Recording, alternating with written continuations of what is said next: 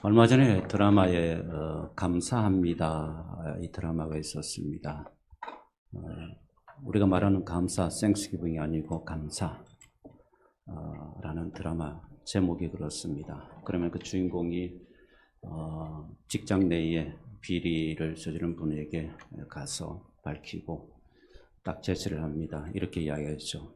당신에게는 두 가지 선택이 있습니다. 그러면서 하나는 당신이 잘못을 고백하고 시인하든지, 아니면 두 번째 당신이 법의 판결을 받을 것인지. 그것이 이 감사합니다의 드라마의 어쩌면 아주 그 핵심적인 그런 부분이라고 할 수가 있습니다.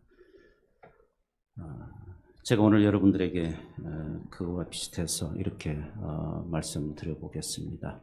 자, 여러분에게 지금 오늘 세 가지 선택을 할 수가 있습니다. 첫째, 나를 위해서 살 것인가? 두 번째, 자녀들을 위해서 살 것인가? 세 번째, 주를 위해서 살 것인가? 선택하셨습니까? 아직 머뭇거리고 있습니까? 몇 번을 선택하셨습니까? 좀 궁금하기도 합니다. 3번 확실합니까? 정말이십니까?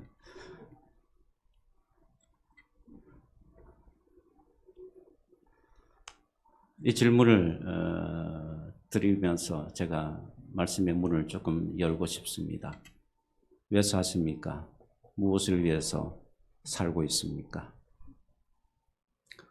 11월 11일입니다. 11월 11일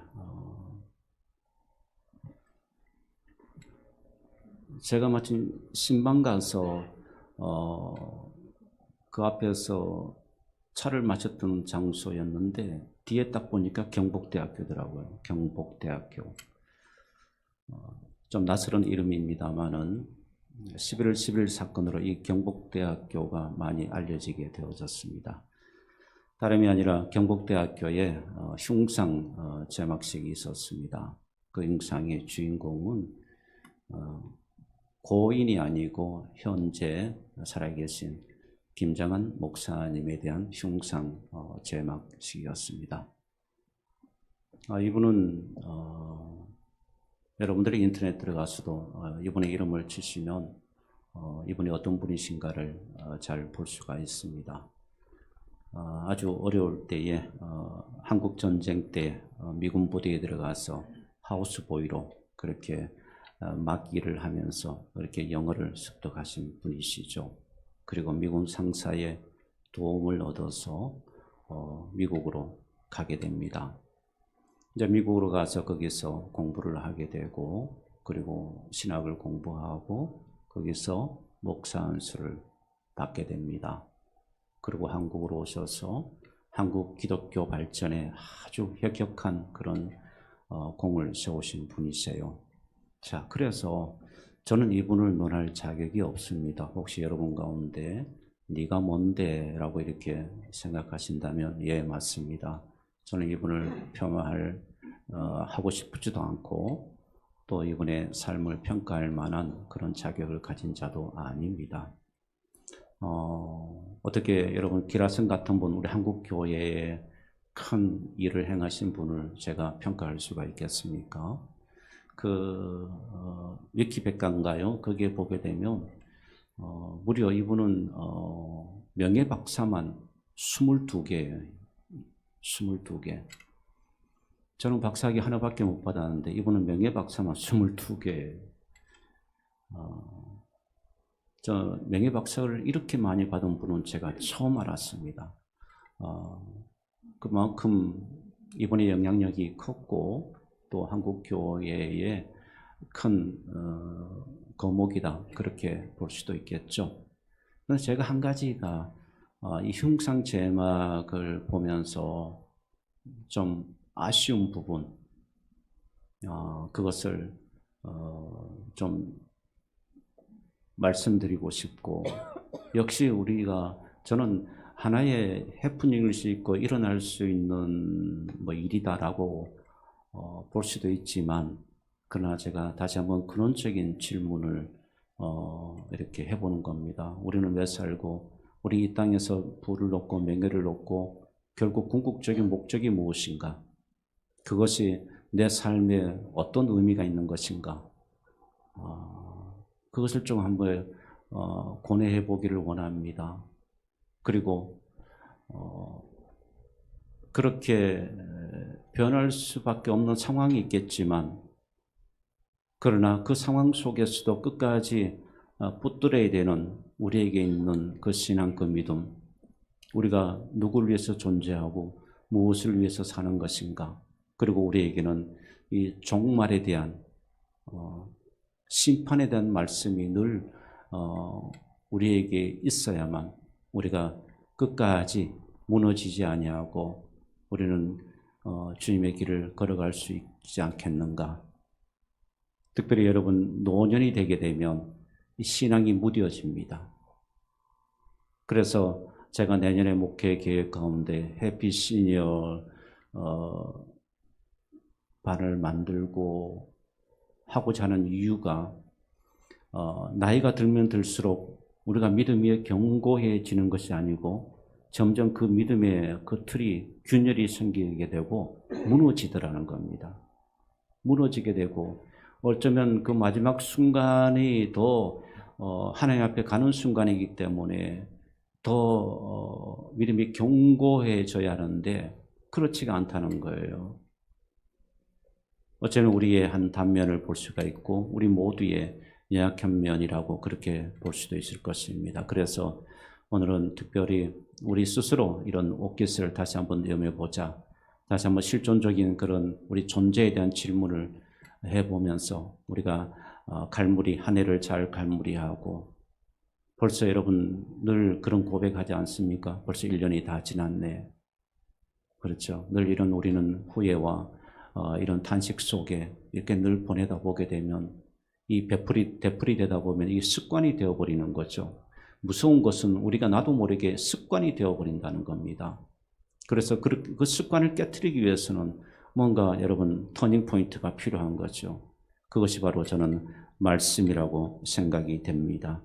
사랑하는 여러분, 우리가 주님의 은혜를 받았습니다. 그러면 우리에게 있는 중요한 한 가지가 뭔가 하면 이제는 내가 내 인생의 주인공이 되어졌다가 내가 내 인생의 king, 내가 왕이에요. I am king.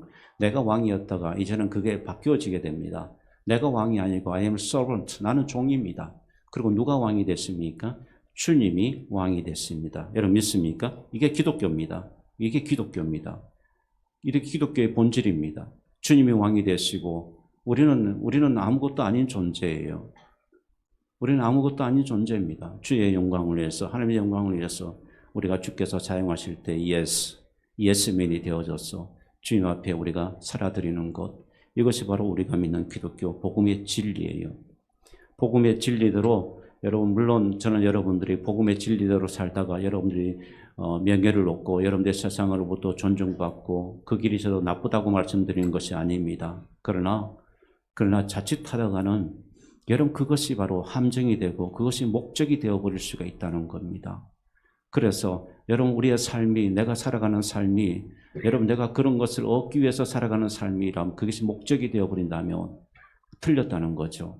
성경은 분명하게 우리가 그것이 목적으로 살라고 그렇게 우리에게 말씀하지 않고 있기 때문에 그런 것입니다. 사랑하는 여러분, 우리가 살아가면서 정말 말씀대로 살아가는 것이 행복하구나, 주께서 주시는 은혜를 내가 깨닫고 누리는 것이 진정한 행복이구나, 그렇게 여러분 고백할 수 있는 저와 여러분의 믿음이 되기를 주님의 이름으로 소망합니다. 그러기 위해서 오늘 이 말씀을 꼭 붙드셔야 합니다. 여러분, 이 말씀 오늘 두 가지를 이야기를 하고 있습니다. 두 가지를 이야기하는데, 그러나 한 가지입니다. 두 가지, 비유는 두 가지입니다만은, 그러나 지향하는 점은 하나예요. 여러분, 알곡 추수에 대해서 이야기하고 있고, 하나는 포도 추수에 대해서 우리에게 말씀해 주고 있습니다. 여러분, 오늘 본문의 첫 절 말씀, 14절 말씀을 보시게 되면, 이한 낫을 가진 분이 있다라고 말씀하고 있습니다. 요한은 환상을 보았습니다. 보니까 흰 구름이 있고, 구름 위에 인자와 같은 이가 앉으셨다 말씀합니다. 누구를 가리키겠습니까? 이에 예수 그리스도를 가리키고 있습니다. 그런데 그 주님의 머리에는 금면류관이 있습니다. 그리고 여러분, 주님의 머리에는 금면류관이 있는데, 그런데 그 손에는 이상한 것이 주님의 손에 잡혀 있습니다. 바로 이한 낫을, 예리한 낫을 가졌다라고 그렇게 말씀하고 있습니다.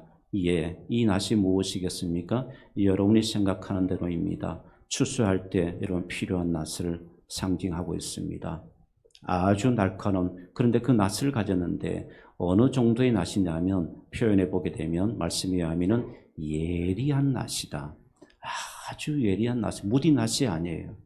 주님의 손에 무딘 낫을 가진 것이 아니라 예리한 낫을 가졌다고 말씀합니다. 여러분, 이것은 무엇을 말씀합니까? 예, 심판을 말씀합니다. 주님께서 심판하시는 것을 말씀해 주고 있습니다.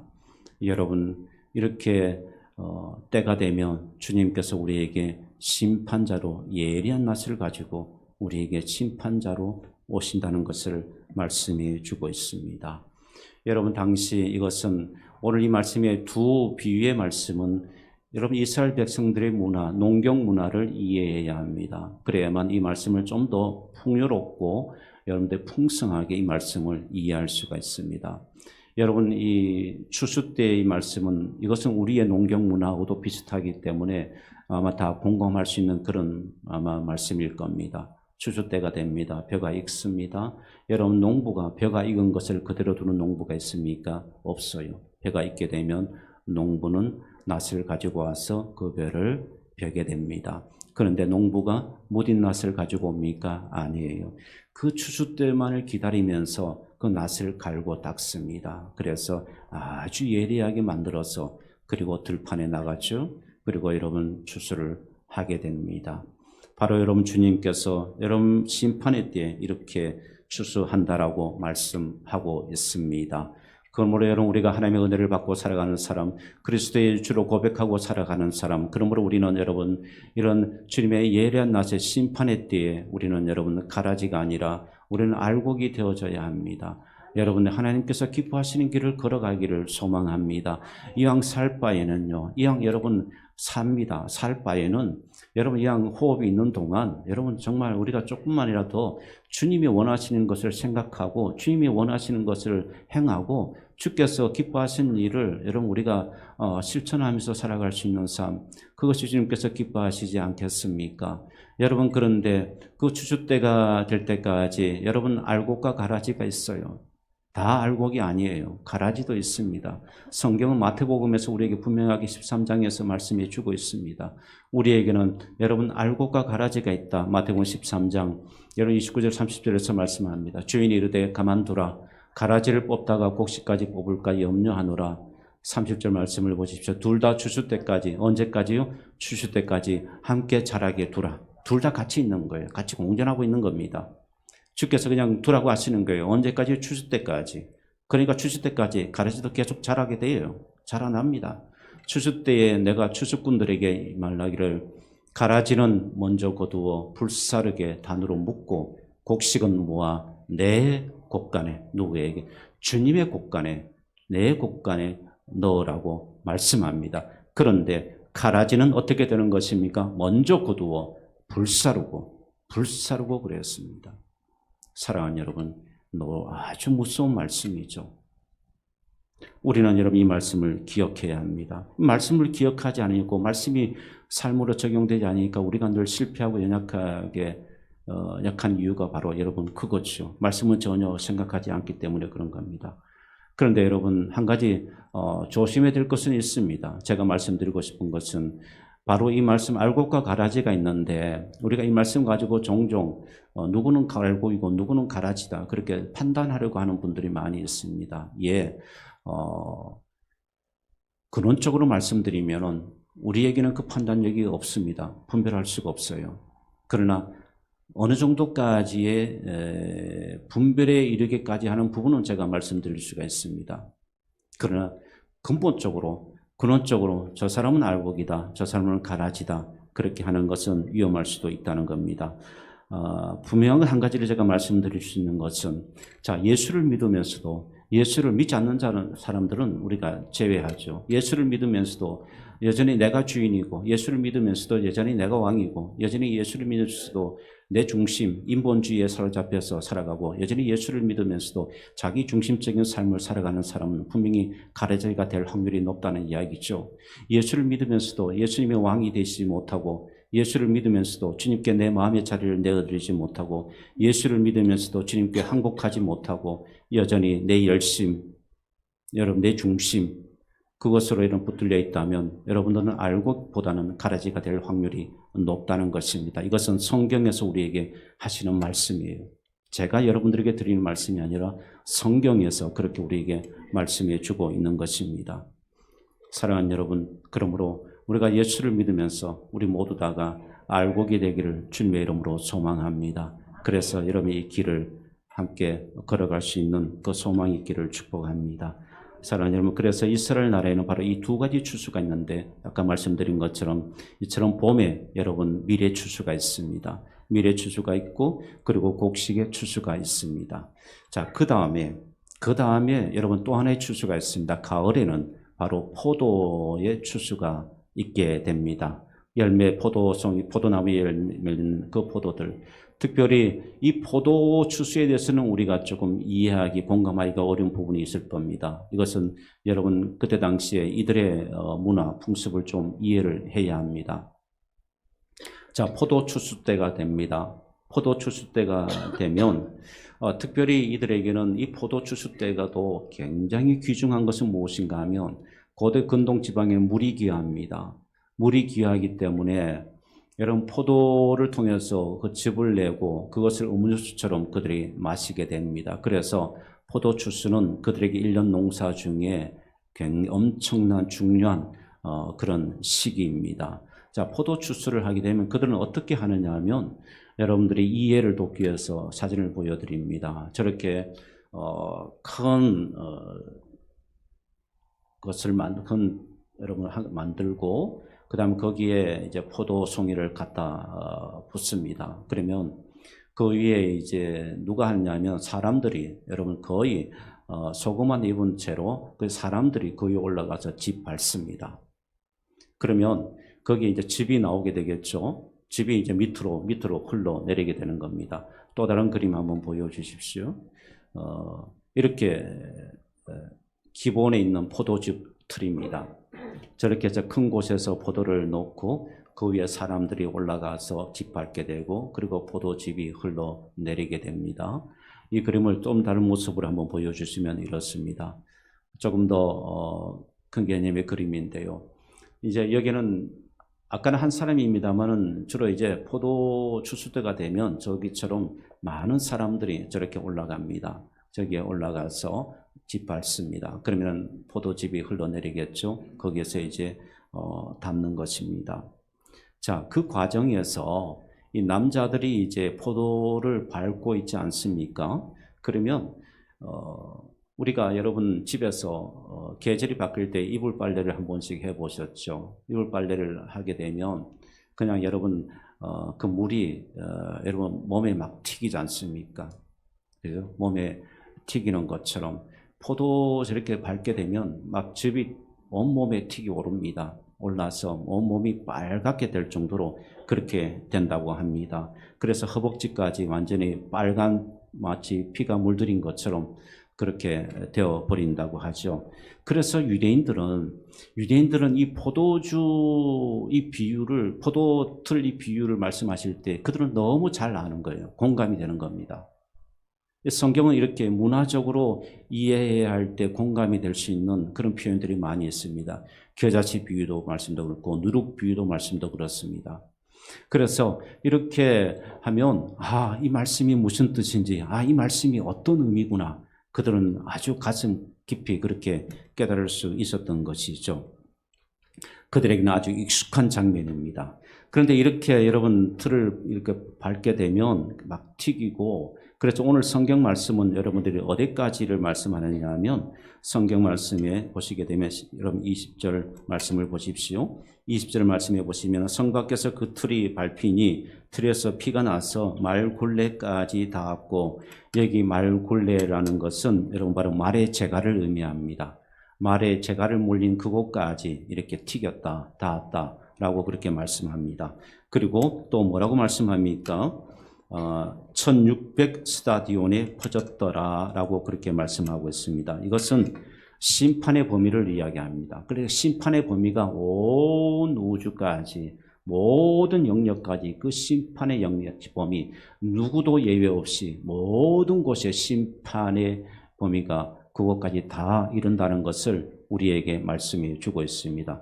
또 다른 여러분, 이 비유 가운데 놀라운 사실이 있는 것이 무엇인가 하면, 옛날에는 전쟁을 하게 됩니다. 전쟁을 하면 정복 왕이 있고 그 다음에 정복당한 왕이 있죠. 그럼 전쟁에서 지금 패배한 왕은 정복당한 왕 앞에 끌려 나옵니다. 아주 잔인합니다. 끌려 나와서 어떻게 하냐면 그 왕을 엎드려 놓습니다. 엎드리고는요, 그 목을 발로 이렇게 짓밟습니다.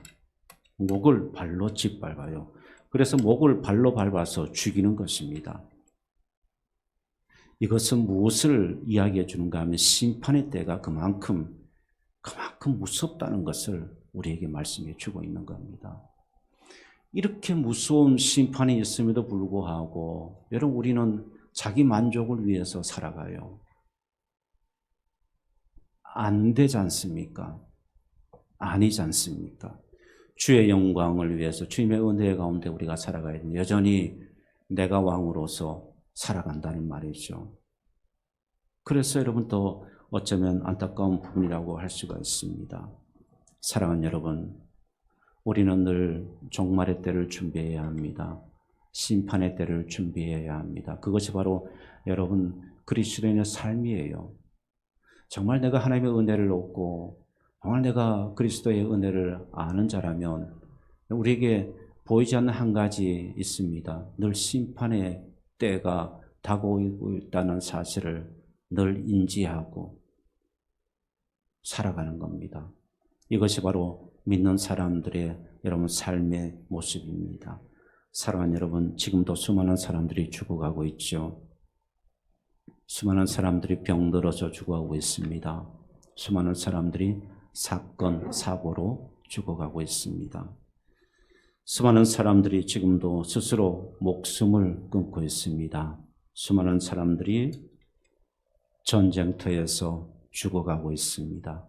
지금 우리가 이렇게 예배드리지만 러시아 우크라이나 전쟁에 그 전쟁터는 수많은 사람들이, 병사들이, 전문 병사들이 죽어가고 있습니다. 여러분, 수많은 사람들이 타인에 의해서 죽어가고 있습니다. 이게 세상이죠. 그리고 여러분, 우리의 목숨, 숨이 멈춰지게 됩니다. 건강하지 못해서가 아니에요. 건강한 사람도 죽고 건강하지 못한 사람도 죽고, 죽으면은 어떤 영역도 없습니다. 다 죽게 됩니다. 코가 막히면 죽는 거죠. 코가 막히면 죽는 겁니다. 이사야서 2장 22절 말씀을 보십시오. 이사야서 22장 말씀을 보시면 너희는 인생을 의지하지 말라. 그의 호흡은 어디에 있다고요? 코에 있나니 새말 가치가 어디 있느냐 말씀하고 있습니다. 사람의 코에서 숨이 멈춰지면 죽게 되는데 참 허무하죠. 이것이 바로 여러분 인생입니다. 이 사실을 자꾸 외면하려고 하는데 그러다 보게 되면 주님보다 앞서게 되고 주님보다 높아지게 되는 거죠. 그런데 이 사실을 늘 인지하게 되면 주님보다 높아질 수가 없습니다. 왜냐하면 죽음이 내 문 앞에 가까이 다가와 있기 때문에 그런 겁니다. 사랑하는 여러분, 숨이 끊어지면 그 사람의 호칭이 바뀝니다. 시체로 바뀝니다. 그리고 그 자리에 두지 않습니다. 반드시 옮기게 됩니다. 그리고 여러분, 사람이 숨이 멈춰지고 끊어지게 되면 그 시체가 얼마나 여러분 더러운지 아십니까? 지금 우리가 굉장히 건강하고 실제가 우리 육신이 참 아름다운 것 같지만 숨이 끊어지면 가장 더러워요. 그래서 여러분 해충들도 더러워서 몸에서 다 기어 나옵니다. 이게 인간입니다. 이게 우리 육신의 몸이에요. 육신의 몸. 사랑하는 여러분, 우리가 이 땅에 썩어질 것을 목표로 살게 되면 이렇게 썩어집니다. 썩어지게 되고 심판의 때 낯을 가진 주님의 그 심판 앞에 목을 짓밟고 비틀어버리는 포도주의 그 부틀처럼 그렇게 짓밟힘을 당한다는 것을 우리에게 말씀해 주고 있습니다. 사랑하는 여러분, 저는 여러분들이 하나님께서 맡기신 가정, 기업, 그리고 직장 누구보다도 성실하게 사실 것을 말씀드립니다. 그리고 여러분 돈도 많이 버십시오. 명예도 주어지면 그 명예를 받으십시오. 그 모든 것들이 어쩌면 주께서 우리에게 주시는 일반 은총의 영역이기도 해요. 그렇지만 여러분, 우리들이 갖는 돈과 명예, 세상 사람들이 가지고 있는 돈과 명예는 달라야 되지 않겠습니까? 이것입니다. 이거예요. 세상 사람들은 그것을 위해서 추구하고 그것을 위해서 살아가지만 사랑하는 여러분, 우리는 성실하게 일하다가 하나님께서 나에게 주신 은혜가 있다면 우리는 그것을 하나님 나라를 준비하는 과정에 쓰여지고 하나님의 뜻을 위해서 하나님의 영광을 위해서 우리도 내는 도구가 되고 그러면 여러분 그것이 하나님이 주신 은혜인 것입니다. 이것이 바로 세상 사람들과 우리가 살아가는 다른 삶의 여러분 이유고 삶의 모습인 것입니다. 사랑하는 여러분, 저는 이 사건을 보면서 우리 기독교가 많이 변질되어졌구나. 물론 여러분도 다 느끼고 공감하는 부분일 겁니다. 우리 예수 믿는 사람들이 많이 바뀌어져 버렸구나. 살아있으면서 자신의 동상을 세우는 것이 떳떳하다면 저는 말씀을 부인하고 싶습니다. 그것이 하나님의 은혜라고 생각한다면 저는 말씀을 수행하기가 어렵습니다. 말씀은 우리에게 그것을 지향하고 있지 않습니다. 기독교는 나를 높이는 종교가 아닙니다.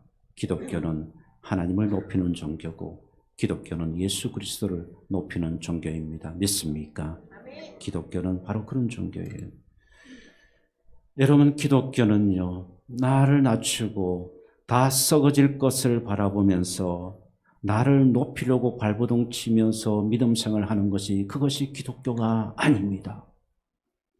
썩어질 육신과 이 땅에 썩어질 것들을 바라보면서 그것을 추구하면서 그것만을 달려가고 주님의 일에는 관심이 없고 하나님의 나라의 일에는 전혀 동요되지 아니하고 마음에 기쁨도 없고 마음에 감사도 없고 마음에 하고 싶은 것도 없고 모든 것이 귀찮고 그것이 주를 위한 것이 아니라는 거죠. 사랑하는 여러분, 고뇌하십시오. 고뇌하십시오. 무엇이 주를 위한 것인지, 무엇이 주님을 썩어질 것을 향해서 나아가지 아니하고 하늘의 소망을 가지고 하나님의 뜻을 위해서 살아가는 것인지 깨어나십시오. 일어나십시오.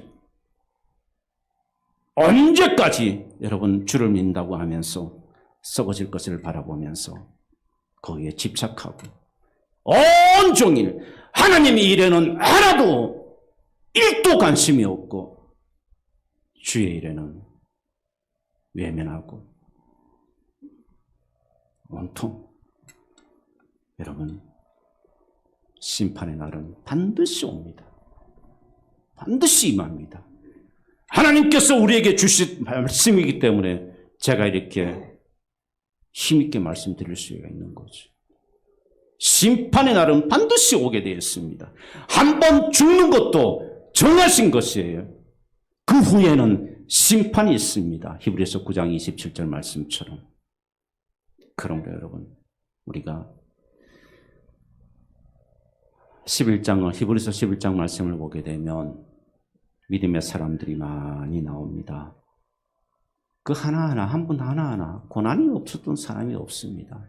핍박을 당하지 않았던 사람 없고 고통을 겪지 않았던 사람 없습니다. 그러나 그럼에도 불구하고 그들은 믿음을 가지고 굳게 흔들리지 아니하고 그 길을 걸어가신 분들입니다. 사랑하는 여러분, 히브리서 11장 6절 말씀입니다. 이 말씀을 꼭 기억하십시오.